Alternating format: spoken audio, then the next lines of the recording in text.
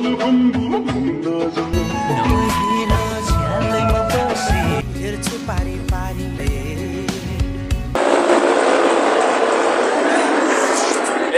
चाबी तपाईले त्यही नराख्नु भने हैन अघि नै उडाएर लग्यो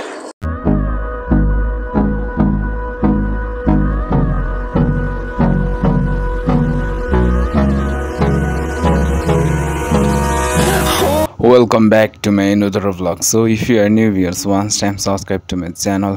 So आजको हाम्रो डेस्टिनेसन चाहिँ काठमाडौँदेखि ओखलढुङ्गा सोलुसम्म रहेको छ. सो तपाईहरु चाहिँ जानको लागि दुईटा माध्यम छ. बाइकबाट पनि जान सक्नुहुन्छ र हवाई मार्ग हेलिकप्टर प्लेनबाट पनि जान सक्नुहुन्छ. हामी चाहिँ ठ्याक्कै खुरकोट पुगिसक्यौं. खुरकोटदेखि हामी खुरकोट पुगेको अवस्था हैन. त्यहाँनिर गाडी आएको तल काठमाडौँ जानुबाट मैले कुदाइरहेको छु भन्नु आउँदा दाइले कुदाइहाल्छ. I see my photo multiple बनाउन थियो भिडियो हौ त्यो लिनु हामी जाँदै गरेको. जस्ट हामी गर्न जोक भिडियो अनि त्यही हो. पूजा आजा गर्नु मन छ भने गर्नु तर मनैदेखि त्यो हाम्रो यात्रा चाहिँ राम्रो होस् भन्दै हाम्रो यात्रा कस्तो लाग्ने छ भन्ने जानकारी गराउनु यहाँनिर मार्ग भइरहेछ. सिसा भएको ठाउँ खुरकोटमा छौँ. So watch this video. अनि यो चाहिँ पार्ट 1. पार्ट 2 अर्को आउँछ. The Sindhuli Khurkot road is a 160 kilometre long highway constructed in Nepal with the grant aid assistance by the government of Japan. बाल के भन्छ रातमाटे खुरकोट अनि त्यस पछाडि चाहिँ हाम्रो पूर्व जाने र ओखलढुङ्गा सोलु रामेछाप जाने बाटोहरू छुटिन्छ. हामी चाहिँ पूर्व दाहिने साइड जानुपर्छ नि हामी देब्रे साइड लाग्नेछौँ. अहिले चाहिँ हामी यहाँनिर major transportation corridor in Nepal connecting Kathmandu to the Tarai plans. This assistance was provided for the multiple phases, including the construction of selection of the road and later rehabilitation after the 2015 earthquake. So हाम्रो यात्रा चाहिँ जारी छ. खुरकोट हुँदै सिन्धुलीदेखि पर गयो भने चाहिँ पूर्व पछि जान्छ हैन तराई प्रदेश यस उता जाने हैन.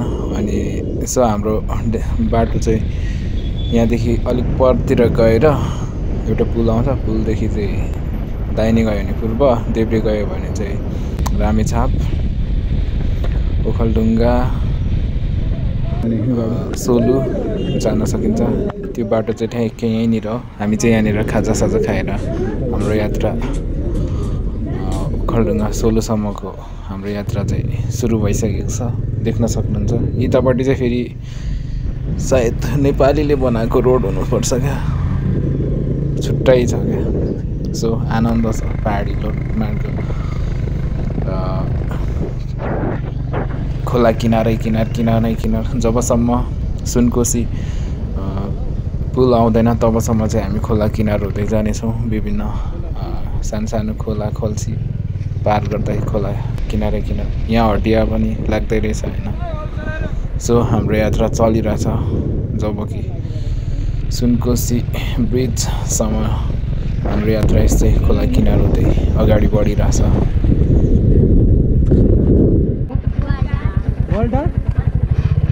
धन्यवाद.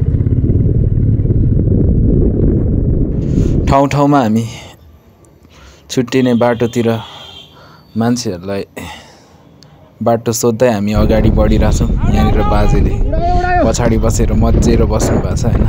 उहाँलाई पनि इसारा गर्दै अगाडि बढिरहेछौँ.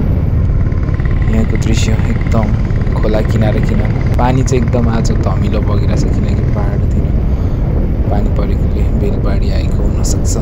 तर यहाँनिर भने पुरा तातो हावा आइरहेछ है. पुरा गर्मी चलिरहेछ.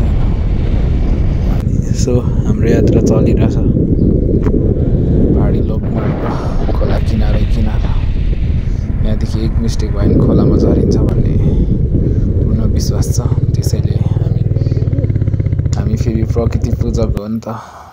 हामीले हरेक ठाउँ हरेक क्षेत्र हावा पानी खोला किनार आगो सबैले माया गर्दै होइन हाम्रो यात्रा सफल होस् भन्दै हामी अगाडि बढ्दैछौँ। अनि दसैँ स्पेसल हामी चाहिँ घुम्न जाँदैछौँ ओखलढुङ्गा सोलुखुम्बु। सो तपाईँहरू ओखलढुङ्गा सोलुखुम्बु जानुको लागि चाहिँ तपाईँहरू यसरी बाइकमा ट्राभल गरेर होइन कुनै पनि भेहिकल चढेर पनि जान सक्नुहुन्छ। र अर्को अप्सन हावाई मार्ग हेलिकप्टर प्लेनबाट पनि तपाईँहरू जान सक्नुहुन्छ। तर हामी चाहिँ कति घन्टामा यहाँनिर 5-6 घन्टामा चाहिँ हामी यो स्थानमा आइपुग्यौँ काठमाडौँदेखि। यहाँ यस 5-6 घन्टामा चाहिँ सुनकोशी पुगिन्छ। यहाँनिरदेखि चाहिँ रामेछाप जाने बाटो छुटिन्छ होइन। क्रस पार गरेर गयो भने चाहिँ रामेछाप जान गइन्छ। तर हाम्रो यात्रा हुने यता पशु प्राणी वस्तु पनि बाटोमा चराउँदै बसिरहेको हुन्छ।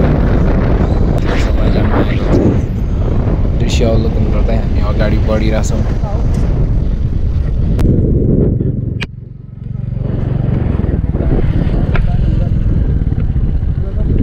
ओखलढुङ्गा जाने बाटो यतै हो नि।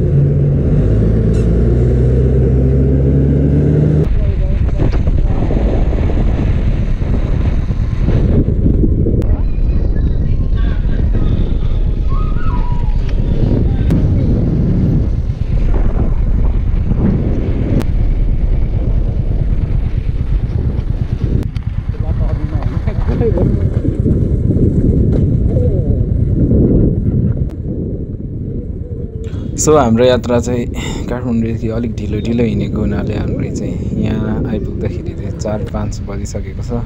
हामी चाहिँ ठ्याक्कै सुनकोशी पुलमा पुगेको छौँ होइन। Sunkoshi bridge you can see होइन यहाँनिर देख्न सक्नुहुन्छ होइन। पर गर्ने एक मात्र यहाँनिरको भरपर्दो पुल चाहिँ रहेको छ होइन। यहाँदेखि अब हामी हरकपुरदेखि सिधै टर्निङ हुँदै 2-3 टर्निङ हुँदै माथि जानेछौँ। त्यस पछाडि भोजपुर ओखलढुङ्गा जाने बाटो छुटिन्छ होइन। त्यस पछाडि हामी माथि 2-3 टर्निङ हुँदै माथि देउराली मानेभन्ज्याङ ओखलढुङ्गा हुँदै देउराली अनि त्यस पछाडि सोलुखुम्बुसम्म चाहिँ हामी उकालो ओह्रालो हुँदै काँडा भन्ज्याङहरू पार गर्दै हामी अगाडि बढिरहेछौँ होइन। सो त्यस पछाडि चाहिँ रात परिसकेको हुनाले होइन सबै भिडियो क्लिपहरू आउन सकेन।